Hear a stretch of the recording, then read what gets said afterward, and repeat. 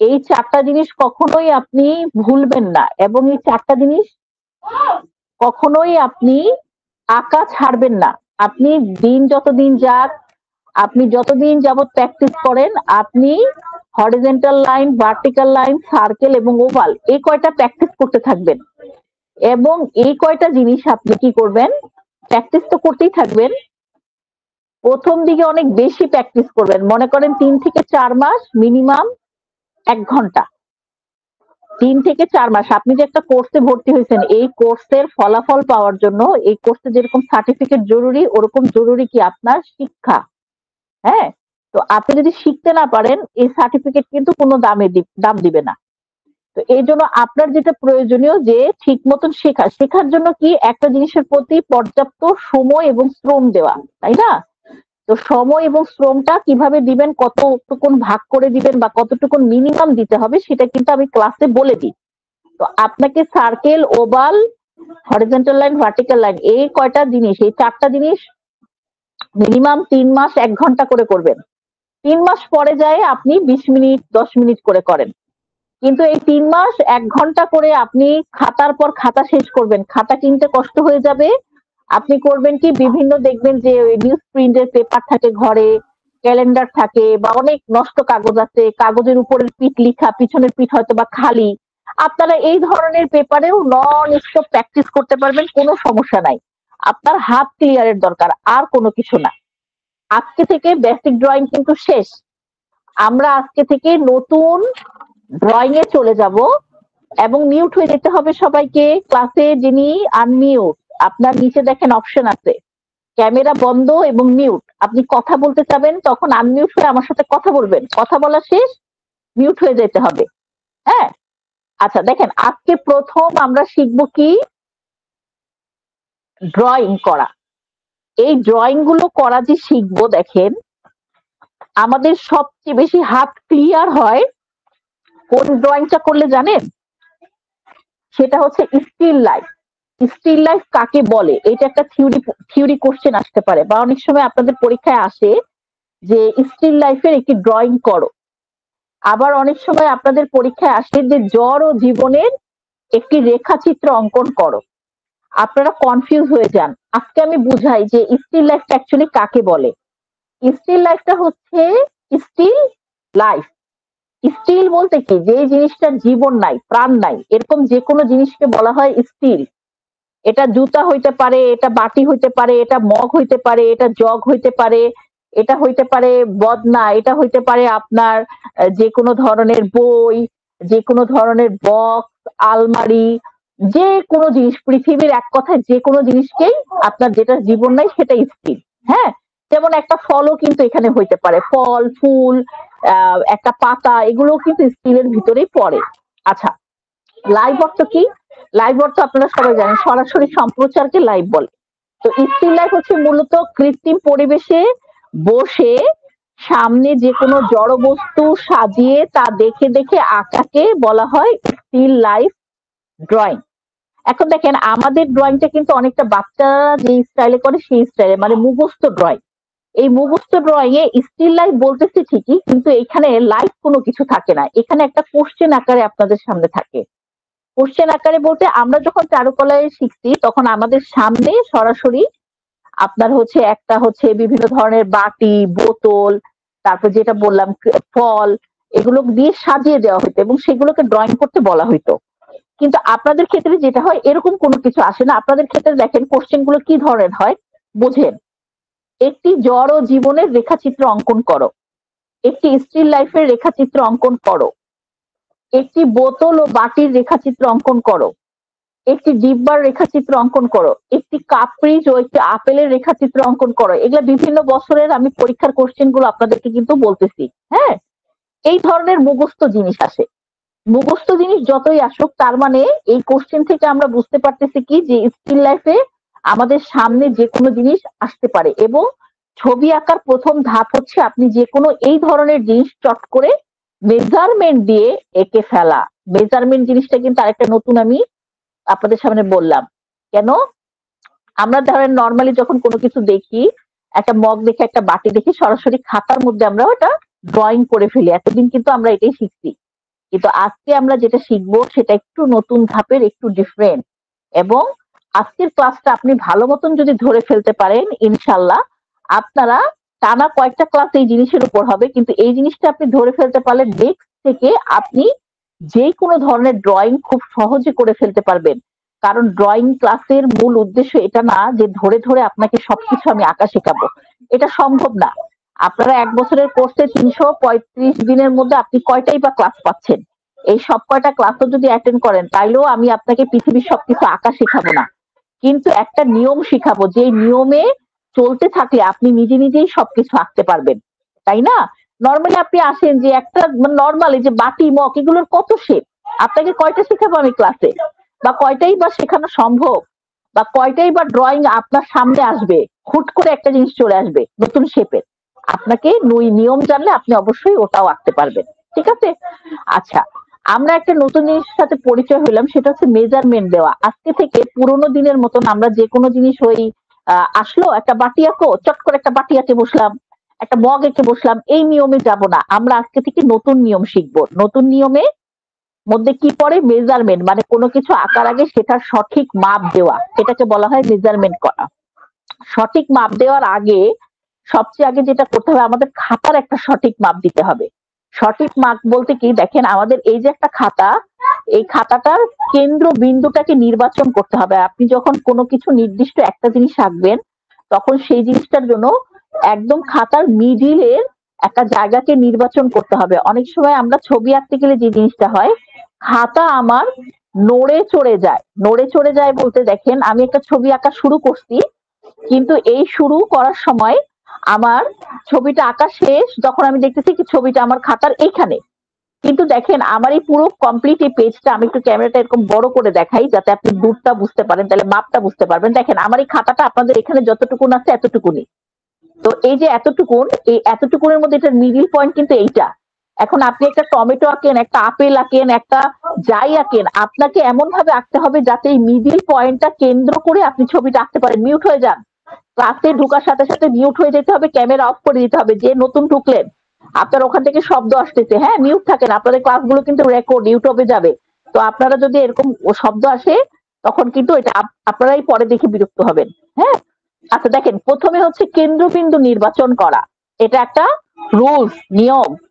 আমরা আজকে থেকে ছবি আঁকবো, কিন্তু আগের মতন আঁকবো না। আজকে থেকে আমরা নিয়ম মেনে ছবি আঁকবো, এটাই হচ্ছে একটা কোর্স, তাই না? আপনি প্রতিষ্ঠান ভাবে একটা জিনিস, প্রাতিষ্ঠানিক ভাবে আপনি শিক্ষা গ্রহণ করতেছেন, মানে প্রতিষ্ঠান থেকে আপনি একটা নিয়মের মধ্যে থেকে শিখতেছেন। তাইলে আপনাকে ছবি আঁকারও বেশ নিয়ম আছে, সেই নিয়মগুলো ধাপে ধাপে শিখতে হবে।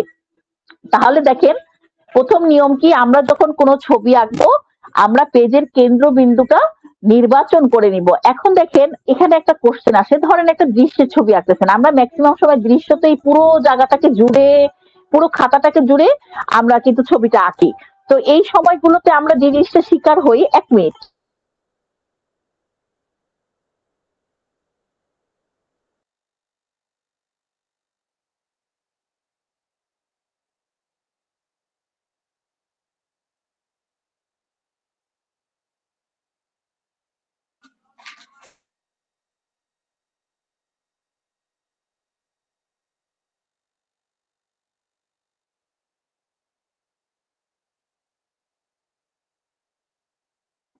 আচ্ছা, যেটা বলতেছিলাম যে কেন্দ্রবিন্দুটা আপনি নির্বাচন করলেন, এটা একটা নিয়ম। এখন এই নিয়মের মধ্যে আমরা কিছু প্রশ্নের শিকার হই, যেমন ধরেন আপেল টাপেল বা একটা বাটি একটা মগের ক্ষেত্রে কেন্দ্রটা সহজ, কিন্তু যখন একটা দৃশ্য আঁকবো তখন কেন্দ্র কি করে নির্বাচন করব?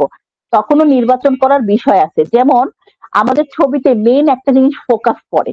ফোকাস বলতে সবচেয়ে কাছে যে জিনিসটা আছে সেটাকেই আমরা প্রাধান্য দিই, এবং সেটাই হচ্ছে আমাদের ছবির কেন্দ্রবিন্দু।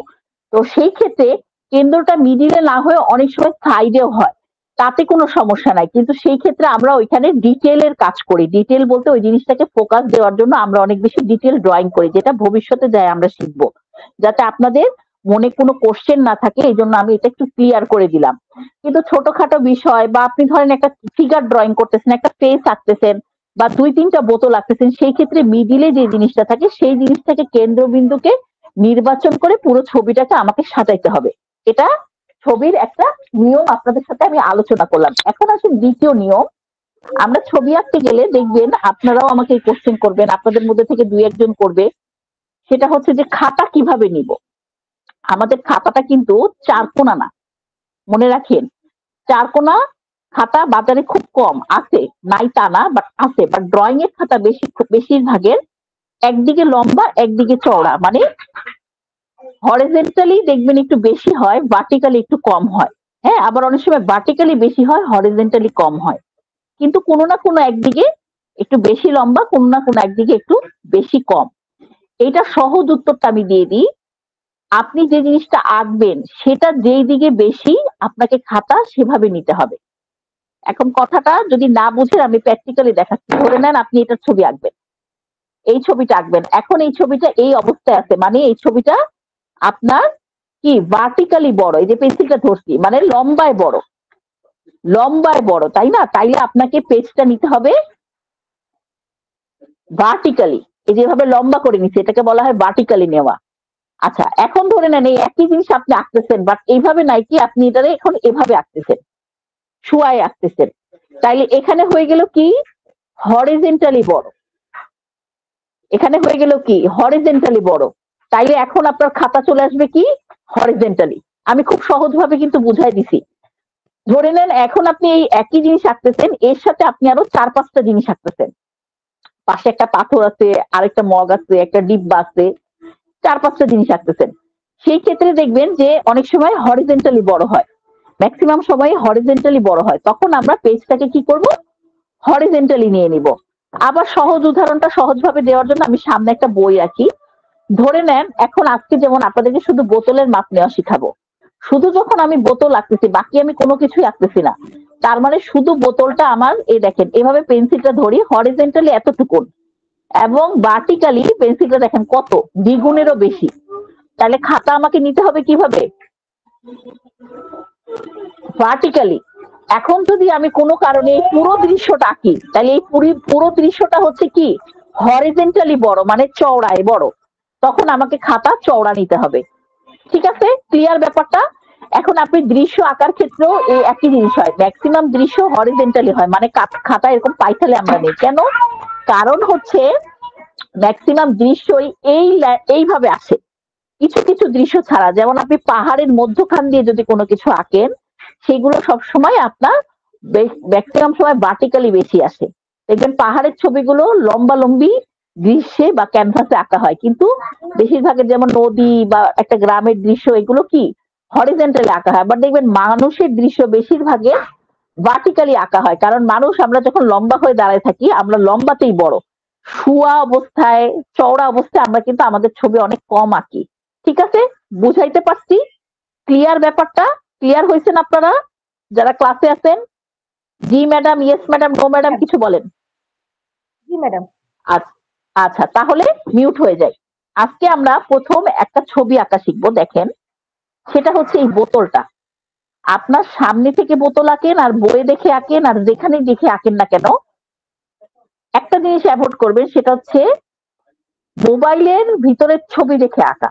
মোবাইলের থেকে ছবি আঁকবেন ওটা প্রিন্ট করে নিবেন, প্রিন্ট করে হাতে নিয়ে তারপর আঁকবেন। কারণ মোবাইলে আমরা কখনো মেজারমেন্ট মাপ দিতে পারি না, যে কোনো স্ক্রিনের মতন জায়গায় মাপ দেওয়া যায় না। এই জন্য স্ক্রিনটাকে অ্যাভয়েড করে যে কোনো জিনিস আঁকবেন স্ক্রিন থেকে, যেমন আমরা প্রিন্ট আউট দিব যে কোনো ছবি দিয়ে ওটাকে প্র্যাকটিস করব, কিন্তু স্ক্রিন থেকে আমরা আঁকবো না, তাইলে মাপ দেওয়া যায় না। যেই মেজারমেন্ট আজকে আমরা শিখবো সেটা শিখতে ব্যর্থ হব যদি আমরা আপনার ওই কি বলে মোবাইলের মধ্যে দেখে আঁকি। হ্যাঁ, এখন লক্ষ্য করেন আমি যাই আঁকবো না কেন, যেই জিনিস পৃথিবীর আঁকবো না কেন, সবসময় ওটা মাপ দিব ওর মাথা থেকে। ওর মাথা থেকে একটা জিনিসের মাপ হয় দুইটা, একটা হরিজেন্টাল, এই যে হরিজেন্টাল, আরেকটা কি ভার্টিক্যাল। যে কোনো জিনিস কি চওড়া এবং লম্বা অনুযায়ী ওর মাপ বের হয় শরীরের, বডি। খুব ভালো করে মনোযোগ দেন, যদিও বা রেকর্ড পাবেন বারবার দেখে নিতে পারবেন, তাও ক্লাসের মনোযোগটা ক্লাসে দেন। দেখেন আমরা যে কোনো জিনিসের মাপ দিব কি থেকে, তার মাথা থেকে। সে কে, সে যাই হোক, সে বোতল হোক, সে মানুষ হোক, সে ডিব্বা হোক, সে বাটি হোক, সে কাপ হোক, সে যাই হোক, তার মাথা থেকে আমি তার বডির মাপ বের করব। বডির মাপ বের হয় কয় ভাবে, দুই ভাবে, একটা হচ্ছে হরিজেন্টাল আর একটা হচ্ছে ভার্টিক্যাল, মানে লম্বা এবং পাইথালে তার পুরো শরীরটাই তো এইটার ভিতরেই থাকে, তাই না? তাহলে এই দুইভাবে তার মাপটা কোথা থেকে বের হয়? সেই জিনিসের যেটা আঁকবো তার মাথা থেকে। এখন লক্ষ্য করেন, আমি প্রথমে বলছিলাম যে আমি শুধু বোতল আঁকবো, আমি অন্য কোনো কিছু আঁকবো না, তাহলে সবকিছু আপনি ভুলে যান। এখানে কোনো কিছু আছে এটা আপনি টোটালি ভুলে যান, ঠিক আছে? আচ্ছা, ভুলে যেয়ে এখন যখন আমরা ড্রয়িং শুরু করব, দেখেন প্রথম কথা, ছবি আঁকার জন্য আমরা দুইটা জিনিসকে মাথায় রাখবো। একটা হচ্ছে তার লাইফ সাইজ, দ্বিতীয় হচ্ছে যে লাইফ সাইজের থেকে একটু ছোট, কিন্তু কখনোই বড় হওয়া যাবে না। কিছু কিছু জিনিস ছাড়া ম্যাক্সিমাম জিনিস, বিশেষ করে স্টিল লাইফ যে জিনিসটা, সেই জিনিসটা লাইফ সাইজ বা লাইফ সাইজের থেকে ছোট, বাট কোনোভাবে ওইটা বড় হওয়া চলবে নয়। মানে কি লাইফ সাইজ মানে কি? দেখেন, এটা যদি আমি আমার খাতায় রাখি, খাতার উপরে রাখছি এটা, দেখেন, তাইলে এই পুরাটা যদি আমি লাইফ সাইজে রাখি তাহলে সর্বোচ্চ এতটুকু, কারণ এটা ওর লাইফ সাইজ। লাইফ মানে কি? সে বাস্তবে দেখতে এরকম, বাস্তব প্রমাণ সাইজ। কিন্তু আমি এর থেকে ছোট আঁকতে পারবো, কিন্তু কোনোভাবে এর থেকে বড় আঁকতে পারবো না। এটা আরেকটা নিয়ম। এগুলা কিন্তু প্রত্যেকটা নিয়ম আসতেছে একটার পর একটা, হ্যাঁ, নিয়মের পর নিয়ম। তাহলে এখন এই বোতলটা যখন দেখেন, বোতলটা আমি যেখানে যতটুকুন দেখতেছি আমি অতটুকুন আঁকতে পারবো, বা ওর থেকে ছোট আঁকতে পারবো, কিন্তু বড় আঁকা যাবে না। এখন দেখেন, আমি আমার যখন এটা প্রিন্ট আউট থাকবে, সহজেই কিন্তু পেন্সিল দিয়ে মাপ দিয়ে দিয়ে নেওয়া যায়। যেমন দেখেন, লাইফ বোতলটার সাইজ হচ্ছে এতটুকুন, তাই না? তাহলে আমার পেন্সিলের এতটুকু। এখন আমার খাতা তো এইটা, তাহলে খাতার একদম মিডিলে যদি আমি একটা ভার্টিক্যাল লাইন দিই, লক্ষ্য করেন, এবং আমি এতটুকুনের মধ্যে ধরে নিলাম আমার বোতলটা আঁকবো, তাহলে মোটামুটি দেখেন যেই সাইজটা আমি পেন্সিল দিয়ে নিছিলাম তার থেকে একটু ছোটই আছে। একটু ছোট নিলাম কারণ অনেক সময় একটু বড় হয়ে যায় আঁকতে আঁকতে, তাইলে আমি একদম ছোট নিলাম। এটা কি দিয়ে নিছি? এইটার মাপটা অনেকে বোঝেন না, অনেকে বলেন কি এটা কোত্থেকে নিলেন? এটা কোথাও থেকে নেইনি, এটা নিচে আমার ব্রেন থেকে।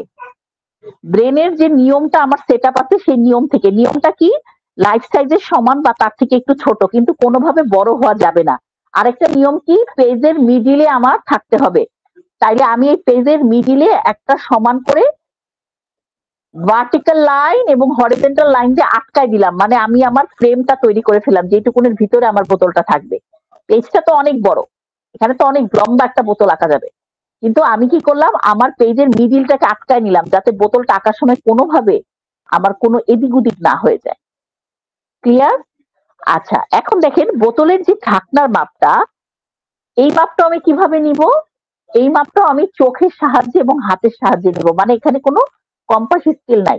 এই ক্ষেত্রে আরেকটা জিনিস দেখেন, এটা অনেকে বোঝেন না। এটা দেখে আমি মনে হচ্ছে আমার কাছে যে এই বোতলের ঢাকনাটা ঠিক এরকম। দেখেন, এখানে একটা ছোট্ট করে ওভাল, লক্ষ্য করেন, ছোট্ট করে একটা ওভাল, খুব ছোট করে ওভাল। ওভালটা কি জিনিস? এই যে বোতলের যে উপরের এই জায়গাটা, সেটা। এখন দেখেন, আমি এই ওভালটা থেকে বের করবো এই বোতলের মাপটা কিভাবে? দেখেন, আমি এই যে পেন্সিলটা ধরলাম, লক্ষ্য করেন, এই যে পেন্সিলটা কোনায় দিলাম, এই যে আমার এই আঙ্গুল, এই আঙ্গুল দিয়ে আমি এখানে এভাবে করে চাপ দিলাম, দেখেন এতটুকু। এই যে দেখছেন কিভাবে বের করছি, মানে উপরের এই জায়গার মাপটা বের করলাম। আমি কিন্তু উপরের এই জায়গাটা আঁকছি ওখানে আনুমানিক। এরপরে আমি বোতলের মাথায় ধরলাম, ধরলে দেখেন এটার অর্ধেকেরও কম। বোতলের কি লম্বাটা, বোতলের চওড়ার থেকে বোতলের লম্বাটা, কিসের লম্বা? মাথার লম্বা। বোতলের মাথার লম্বাটা চওড়ার থেকেও লম্বায় অর্ধেক। কি করে বের করলাম? আবার লক্ষ্য করেন, আমি প্রথমে এইটা দেখে এইটার সমান করে এখানে মিডিলে একটা হরিজন্টাল এবং ভার্টিক্যাল লাইন দিয়ে একটা ফ্রেম করে নিলাম। এই ফ্রেমের ভিতরে এখানে আমি একটা ওভাল আঁকলাম, এটা দেখে দেখে, এটা দেখে দেখে, এখানে কোনো মাপ দিইনি, দেখে দেখে অনুমান করে আঁকলাম। আচ্ছা, এরপরে আমি কি করলাম, আমার রিয়েল যেটা সেটা আমি মাপটা ঠিক পেন্সিলটাকে এভাবে বসালাম, আঙ্গুলটা দিয়ে এভাবে হরিজন্টাল মাপ নিলাম। হরিজন্টাল মাপ থেকে আমি এভাবে করে ভার্টিক্যাল মাপটা বের করে ফেললাম। বের করে দেখতেছি এটা অর্ধেকের থেকেও একটু কম। এইটা আমার আঙ্গুল কিন্তু এখানে আছে, পেন্সিল এভাবে ধরছি, ধরার পর আমি এই জিনিসটা দেখতে পাচ্ছি। তাইলে এখন আমি এখানে তো আঁকছি, তাহলে আমি এখন এখানে মাপ নিব। দেখেন, এই ধরলাম পেন্সিল, এই ধরলাম, এইখানে আমার এই পুরাটা আমার এখানে আসে। তাইলে আমি দেখছি কি অর্ধেকেরও কম, তার মানে আমার বোতলের ঢাকনাটা এইটুকুন।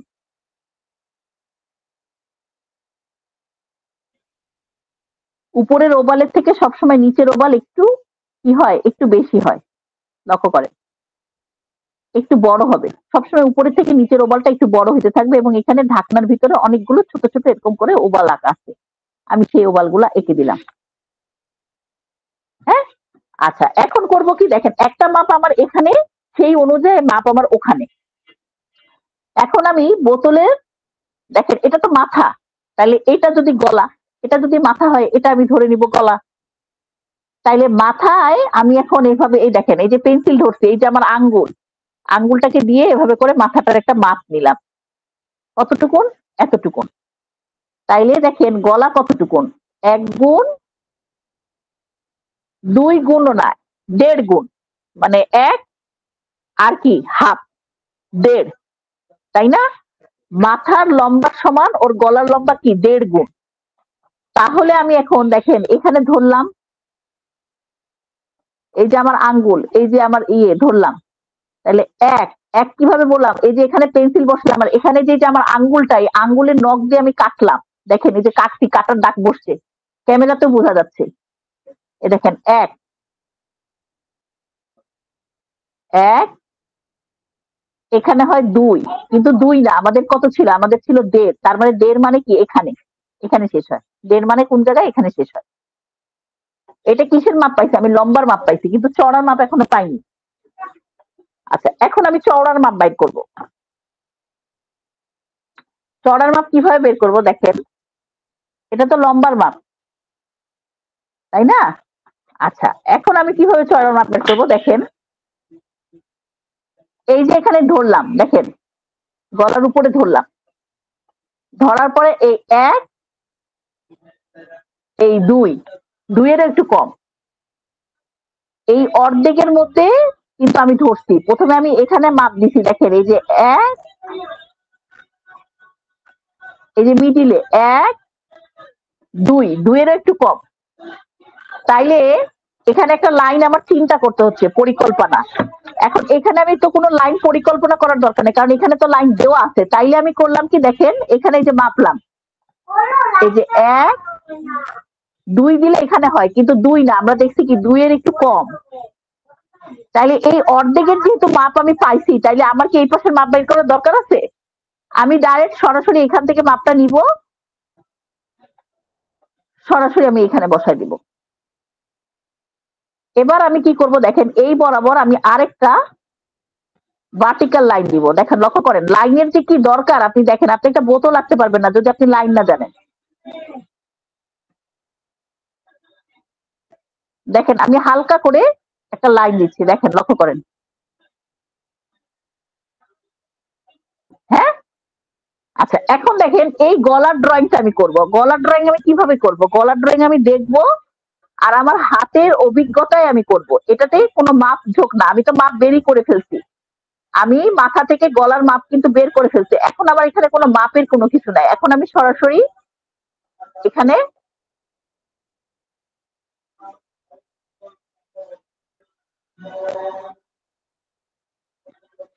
আমি হচ্ছে সরাসরি গলার মাপটা বের করলাম। এবং আমি কি বলছিলাম, এই ওভালের থেকে সবসময় আপনি যখন নিচের দিকে যাইতে থাকবেন, আবার আপনার ওভাল তত কি হইতে থাকবে, বড় হইতে থাকবে। তাইলে আমি এখানে বড় চিন্তা করে এই ওভালটা দিলাম, কারণ বোতলের এই ওভালটা দেখা যায়। দেখেন এই জায়গাটায় আমি পেন্সিল দিচ্ছি, বাট এই জায়গায় যখন ড্রয়িং এর লাইনটা চলে যাচ্ছে, আমি তেমন একটা করে পেন্সিল দিচ্ছি না।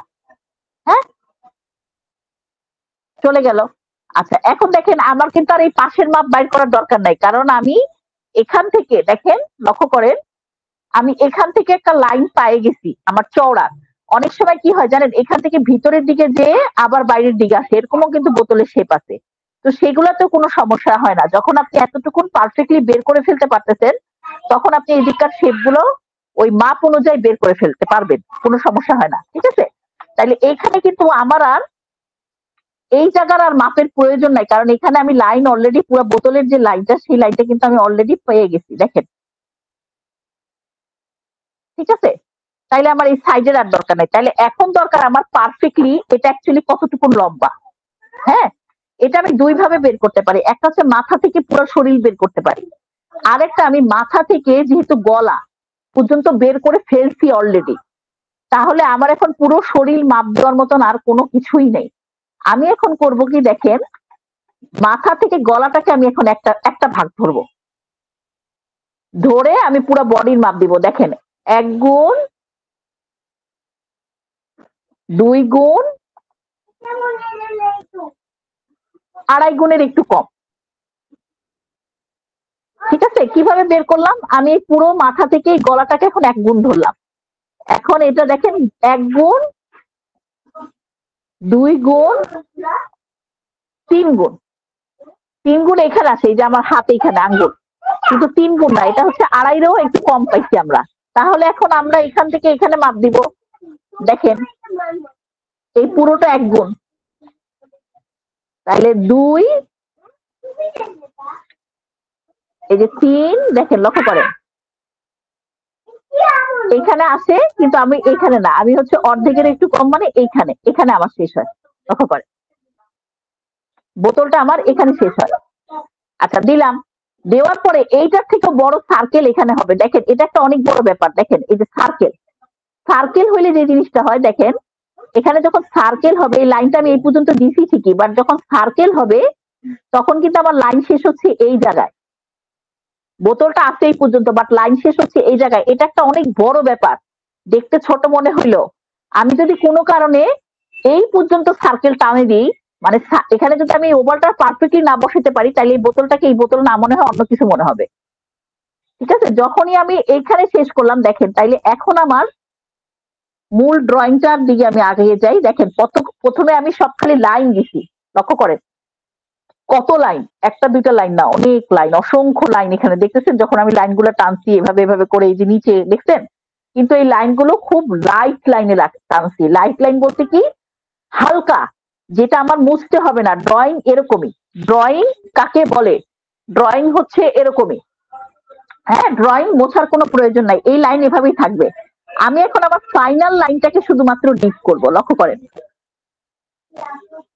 এই ফাইনাল লাইনটাকে আমি শুধু এখন ডিপ করব। আমার কোনো, অনেক সময় অনেক জায়গায় লাইন অনেক লাইট থাকে, সেই জায়গায় আমি হয়তো বা আমার আর লাইন দেওয়ারও দরকার নেই। যে জায়গায় আমি ভাবতেছি যে আমার ডিপ করার প্রয়োজন, সেই জায়গাগুলো দিয়ে শুধু আমি ডিপ করব।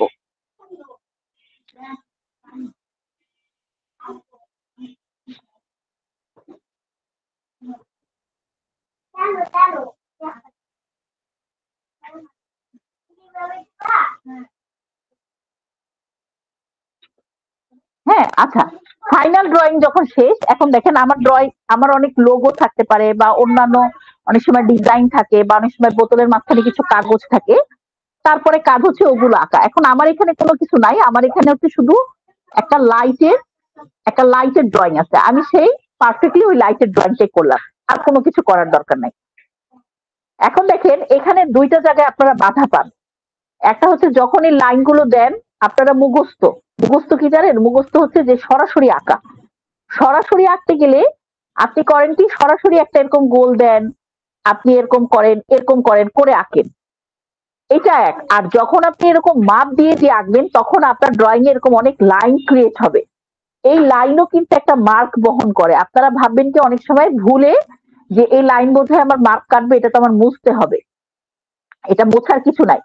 যখন আমি এই কাপটা এরকম মাপ দিয়ে আঁকবো, লক্ষ্য করেন, তখন আমি এরকম সরাসরি আঁকবো না, কারণ আমার ভিতরে হরিজন্টাল এবং ভার্টিক্যাল লাইনের একটা ব্যাপার থাকবে, যে লাইন দুইটা আমার কাপের মাপ দিবে। তারপরে আমি এই ওভালটাকে ক্রিয়েট করার জন্য, দেখেন আমি এখানে একটা মাপ নিব। হ্যাঁ, ওই মাপের মধ্যে আমি এই ওভালটাকে খুব সুন্দর করে বসানোর চেষ্টা করবো, এবং একবারে না, যেটা আমরা তখন শিখছি যে মিনিমাম 10 থেকে 20 বার এরকম ঘুরাইতে ঘুরাইতে আস্তে আস্তে করে আমি ওভালটা ক্রিয়েট করা। আচ্ছা, তারপরে আমি কি করব, এই ওভাল থেকে শুরু করে ওর নিচে কতটুকুন জায়গা আছে সেই জায়গার একটা মাপ বের করবো। এটা আমি একটা বোঝানোর জন্য করতেছি। আচ্ছা, তারপরে কি করব, আমরা এই জায়গার ড্রয়িং গুলোকে এভাবে করে মিলাবো। লক্ষ্য করেন, হ্যাঁ এই যে মিলাচ্ছি, হ্যাঁ এতে করে যেটা হয়, যে যখন আমি কোনো কিছু এরকম মাপের সাহায্যে করতেছি, যেহেতু আমি কোনো স্কেল ব্যবহার করতেছি না, আমি স্কেল কম্পাস ব্যবহার করলে আমার এই লাইন হবে।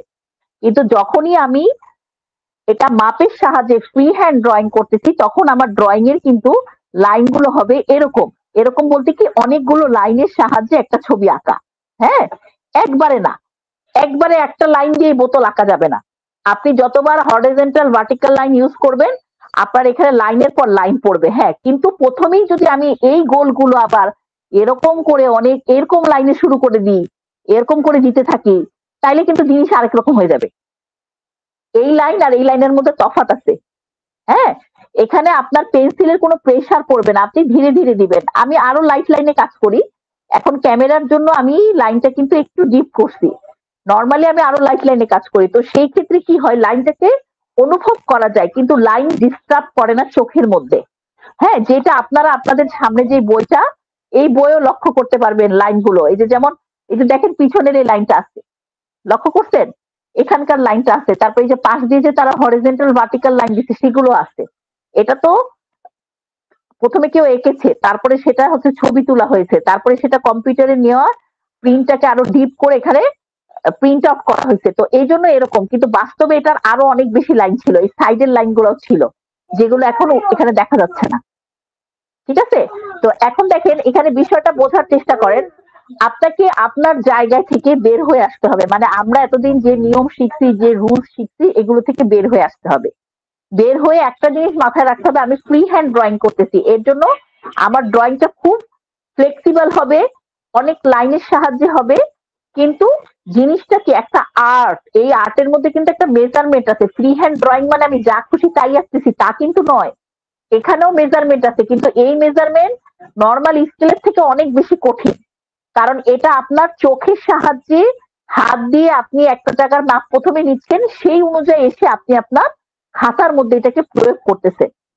এখানে দুইটা মাপ, ওইটার সাথে এই মাপটাকে কম্পেয়ার করতে হয়।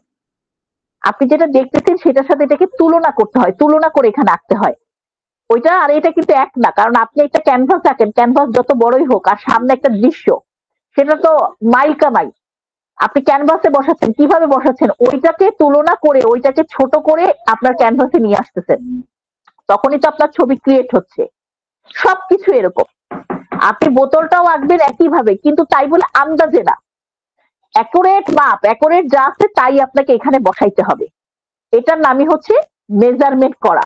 এখন দেখেন আজকে আমি যেই মাপটা আপনাদেরকে শেখালাম, আমি কিছু ছবি আপনাদেরকে দিব, এই ছবিগুলো আপনারা করবেন কি, প্রিন্ট করবেন। হ্যাঁ, বা আপনি নিজেও অনলাইন থেকে ডাউনলোড করে নিতে পারেন, বা ধরেন আপনার বাচ্চার বইয়ে একটা কাপের ড্রয়িং আছে, একটা জগের ড্রয়িং আছে, একটা বোতলের ড্রয়িং আছে, আপনি ওগুলো থেকেও করতে পারেন। আবার আপনি সামনে কোনো কিছু দেখে দেখেও করতে পারেন। কিভাবে করবেন? আমি প্রথমে খাতার মধ্যে বা ওই যে যেটা দেখতেছি সেটাই আগে একটা মাপ নিব, যেটা আমি এখানে করলাম। কি করলাম, আমি আগে এইটার মাপ নিছি, তারপরে আমি তুলনা করে এখানে ওইটা বসাইছি। দেখেন এখন লক্ষ্য করেন এই জিনিসটা কিন্তু মিডিলে আছে, কারণ আমি এত দাগ করছি, এত চিন্তা করছি, যেটা মিডিল ছাড়া অন্য কোথাও যাওয়ার সুযোগ নাই। হ্যাঁ, কারণ এই অন্য কোথাও যাইতে তো ভয় পাবে, কারণ আগে এত মাপঝোঁক শুরু হয়েছে যে এ আতঙ্কিত। দেখেন এ কিন্তু আমি কিন্তু দেখেন একটু বেশি নিছিলাম, কিন্তু দেখেন আলটিমেটলি এটা মিডিলে যায় বসছে কেন, কারণ এটাকে বলা হয় যে আপনি এমন ভাবে চিন্তা প্রথম থেকে শুরু করছেন যে এটা নড়বে, যে নড়ারও সুযোগ নাই, এ আতঙ্কিত এখন, এ জায়গা মতনই বসতে বাধ্য। বুঝাইতে পারছি বিষয়টা? তো আপনাকে ওই যে যে ছবিগুলো আঁকবেন সেগুলো প্রত্যেকটা এক এক পেজে আঁকবেন, এক পেজে 5টা আঁকবেন না। আমি কিন্তু এগুলো উদাহরণ দিচ্ছি, এগুলো কিন্তু আমি আঁকি নাই, এগুলো আমি উদাহরণ করছি। হ্যাঁ, তো আপনি করবেন কি, একটা পেজে একটা ছবি আঁকবেন, প্রত্যেকটা নিয়ম মেনটেন করবেন। কি কি নিয়ম শিখছি, প্রথমে আমরা শিখছি পেজের মিডিলে আমার সাবজেক্ট হরিজন্টালি বড় নাকি ভার্টিক্যালি বড়, সেই অনুযায়ী খাতাকে সাজানো, এবং সামনে যে সাবজেক্ট আছে সেই সাবজেক্টটাকে প্রথমে মাপ দেওয়া, এবং সেই মাপ অনুযায়ী এখানে অনুমান করে ওই পারফেক্ট শেপে ওই জিনিসটা আঁকা। ঠিক আছে? এখন এইটা আমি আপনাকে যতবারই বলছি লাভ হবে না যদি আপনি একবারও প্র্যাকটিস না করেন। তাহলে আমি এখন গ্রুপে 2-3টা কাজ দিচ্ছি, আপনাদের সবার প্রথম হবে এই কাজগুলো প্র্যাকটিস করা। দ্বিতীয়ত, আপনারা এর বাইরে যেটা বললাম যে কোনো বই আছে, আপনার বাসার বোতল, বাটি, ডিব্বা, এগুলো এই নিয়মগুলো মেনটেন করে আঁকবেন, একটা না কয়েকটা ছবি আঁকবেন।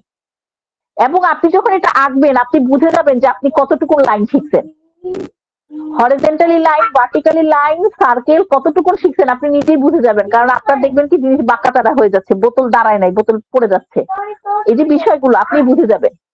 ঠিক আছে, আমিও বুঝে যাব, আমরা ক্লিয়ার হয়ে যাব যে আমাদের কতটুকু লাইনের দরকার প্র্যাকটিস করার। হ্যাঁ, তারপরে যে আমরা নেক্সট ক্লাসে এই পুরো ছবিটার যে মাপ নেওয়া সেটা কাজ করব। কারো কি কোনো কোশ্চেন আছে এই বিষয় নিয়ে? আজকে যে ক্লাসটা করাইলাম এটা নিয়ে কোনো প্রবলেম আছে? না ম্যাম, কোনো কোশ্চেন নেই। জি বলেন।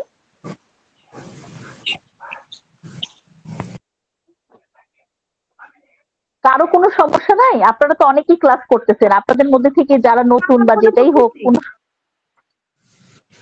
ম্যাডাম জি এমনিতে সমস্যা, কিন্তু আজকে হয়তো ম্যাডাম সমস্যা বেরোবে। হ্যাঁ, এটা তো হবেই। দেখেন আমি বলি, এখন আমি এটা বুঝছি। কতদিন ধরে করি, আমার মতনই যদি আপনি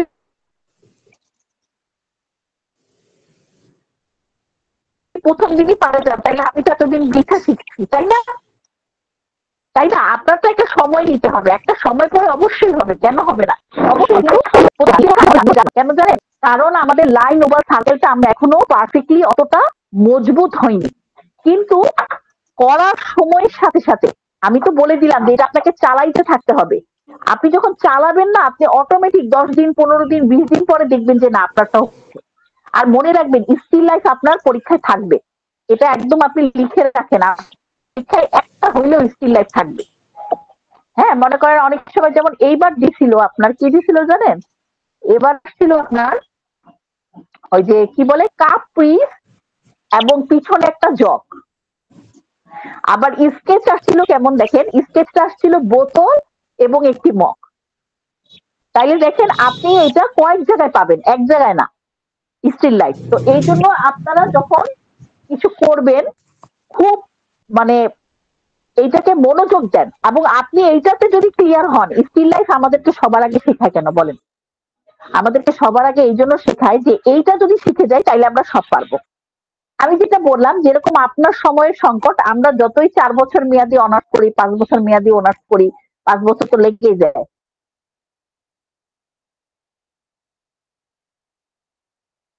হ্যাঁ,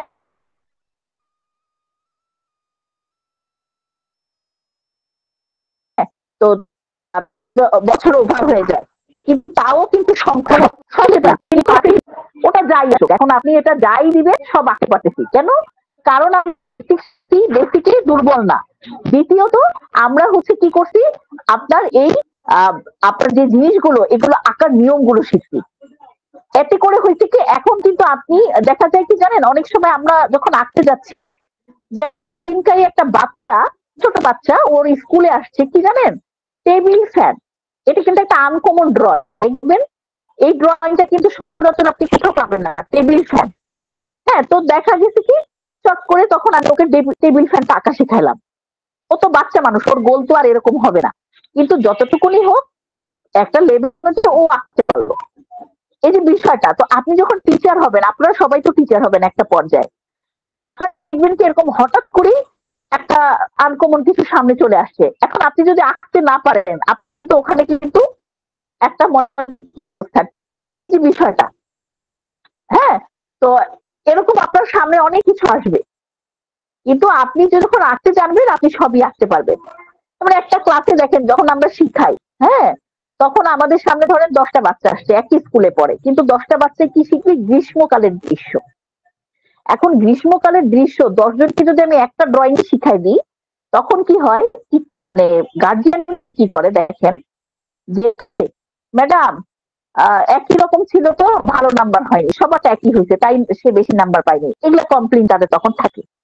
তখন করি কি আমরা, দেখেন 20 জনকে 20টা শিখাই।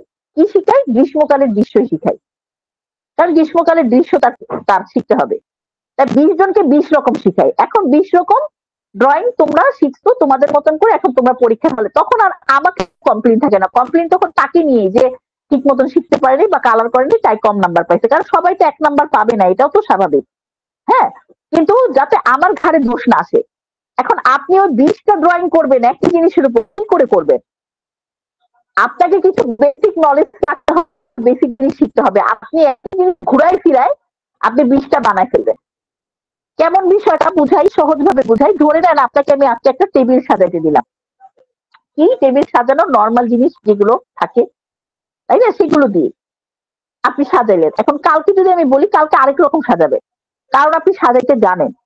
আপনার ঘর যখন আমি গুছাইতে দিই, আপনি প্রতিবার নতুন নতুন কিছু না কিছু করেন, কারণ আপনি এটা জানেন। কিন্তু আমি পারি না, কিন্তু যদি আমি একবার জেনে যাই আমি কিন্তু প্রতিবারই পারবো। আপনারা তো রান্না সবাই করেন, হ্যাঁ, পুরুষরা হয়তো বা করে না, মহিলারা। তাহলে মহিলারা দেখেন প্রতিদিনই কিন্তু একই জিনিস কিন্তু একটু ডিফারেন্ট ডিফারেন্ট করে রাঁধেন না? ওই একই বেগুন কিন্তু কত ভাবে রাঁধতেছেন, ওই একই আলু কত তরকারি দিচ্ছেন, এক কত ভাবে রাঁধতেছেন, কখনো রোস্ট, কখনো ভুনা, কখনো কি কারি, কখনো আবার ভাজি, ফ্রাই। এই যে বিষয়গুলো, এই যে ডিফারেন্ট কেন? কারণ আপনি ওটা জানেন। ঠিক এটাও সেম, আপনি যখন একবার বেসিক জানবেন আপনি তখন এটাকে ওলট পালট করবেন। আর যদি করতে না পারেন তাইলে বুঝে নিবেন যে আপনার দুর্বলতা আছে বেসিকের মধ্যে, নিয়মের মধ্যে, তাই আপনি পারতেছেন না। ঠিক আছে, আজকের ক্লাস এখানেই শেষ। রেকর্ডটা পেয়ে যাবেন, আমি যে ছবিগুলো দিচ্ছি এগুলো সবগুলো প্র্যাকটিস করার চেষ্টা করবেন খুব সুন্দর করে। ঠিক আছে, আর এই বৃহস্পতিবারের মধ্যে পুরো যা যা দিছি লিস্ট অনুযায়ী সব কিনে ফেলবেন। ঠিক আছে, তাহলে আজকের ক্লাস এখানে করলাম। কিছু বলার আছে কারো? না, আমি বলার কিছু নেই। আচ্ছা, তাহলে সবাই কেটে দেন, ক্লাস কেটে দেন, আমাদের এটা কেনা তো, এটা কাটবে না, আপনারা কেটে দেন, সবাই কেটে বের হয়ে যান। আসসালামু আলাইকুম।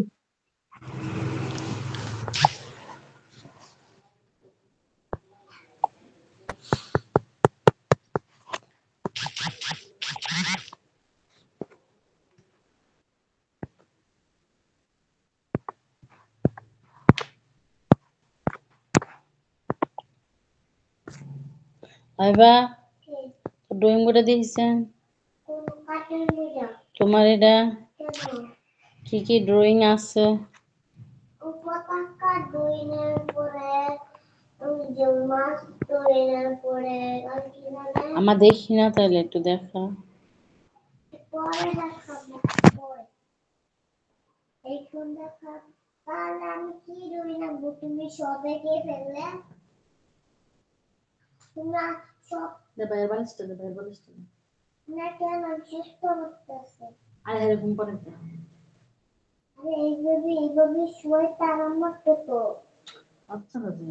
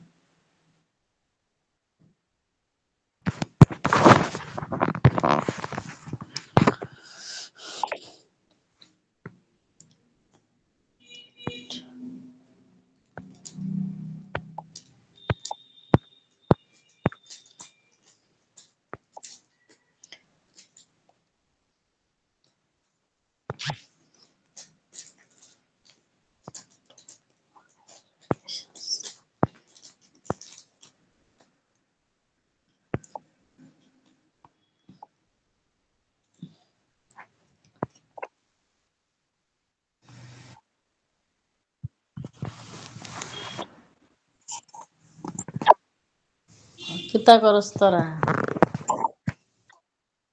কিতা করস তোরা? আসুস নি ভালো? কিতা করস? আসুস নি ভালো?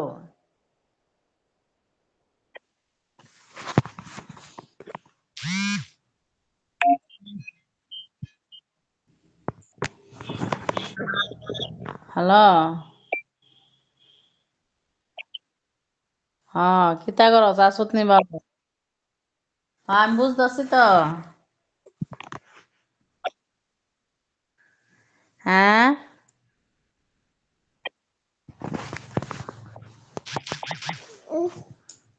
আবার উঠতে গেল।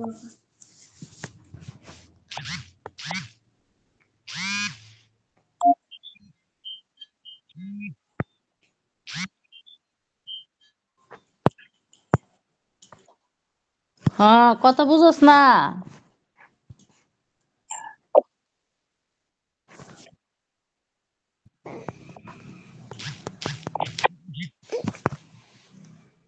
মিউট হয়ে রয়েছে, মিউট কেমনে মনে কাটুম তাহলে?